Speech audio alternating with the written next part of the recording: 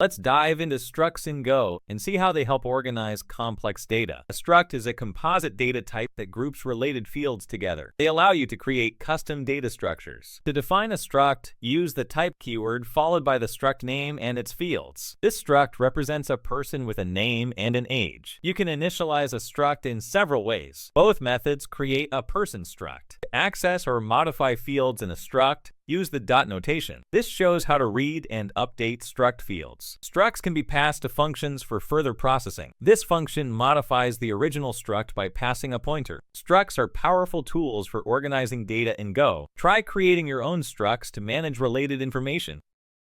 Let's dive into methods in Go and see how they enhance the functionality of structs. A method is a function that is associated with a specific type, typically a struct. It allows you to operate on the data contained in that struct. To define a method, use the func keyword followed by the receiver. This method greet is associated with the person struct. You can call a method on an instance of a struct like this. This invokes the greet method for the P1 instance. You can use value receivers or pointer receivers. Value receivers work with a copy of the struct, while pointer receivers can modify the original struct. Use pointer receivers when you need to change the struct's data. Here's a complete example demonstrating both methods. This shows how methods can encapsulate behavior related to the struct. Methods are powerful tools for organizing your code. Start using them to enhance the functionality of your structs. Let's dive into interfaces in Go and see how they promote code flexibility and reuse. An interface is a type that specifies a contract for methods. It allows different types to be treated as the same type if they implement the interface. To define an interface, use the type keyword followed by the interface name and its method signatures. This interface requires any implementing type to have a greet method. Now let's implement this interface in a struct. The person struct implements the greeter interface by defining the greet method. You can use interfaces and function parameters to accept any type that implements the interface. This function accepts any greeter, allowing for flexible input. Here's a complete example demonstrating the use of interfaces. This shows how interfaces enable polymorphism, allowing for different types to be treated uniformly. Interfaces are powerful tools in Go for building flexible and reusable code. Start using them to enhance your projects.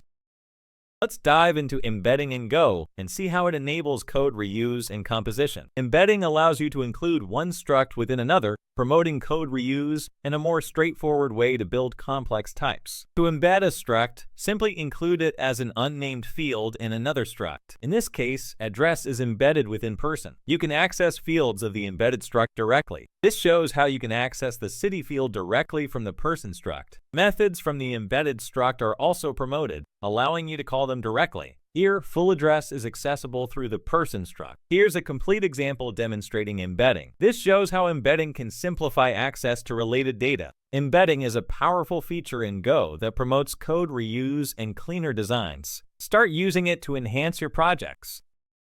Let's explore arrays in Go and see how they can help you manage collections of data. An array is a fixed-size sequence of elements of the same type. In Go, the size of an array is part of its type. To define an array, specify the type and size. You can also initialize it at the same time. Access an element, use the index. Remember, indexing starts at 0. This changes the second element to blueberry. Looping through an array can be done with a for loop or using range for a more concise syntax. Here's a complete example demonstrating arrays.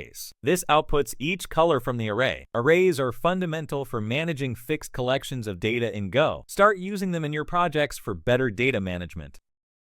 Let's dive into slices in Go and discover their flexibility and power in handling collections of data. Slices are dynamic, flexible views into arrays. Unlike arrays, slices can grow and shrink, making them a preferred choice for handling sequences. To define a slice, you can use the make function or shorthand syntax. You can also initialize it directly. Accessing elements in a slice is similar to arrays. Use the index to retrieve or modify values. Appending to a slice is straightforward with the append function. You can also create subslices using slicing syntax. Here's a complete example demonstrating slices in action. This outputs the index and name of each fruit in the slice. Slices are a powerful feature in Go that allow for dynamic and flexible data management. Start using them to enhance your projects.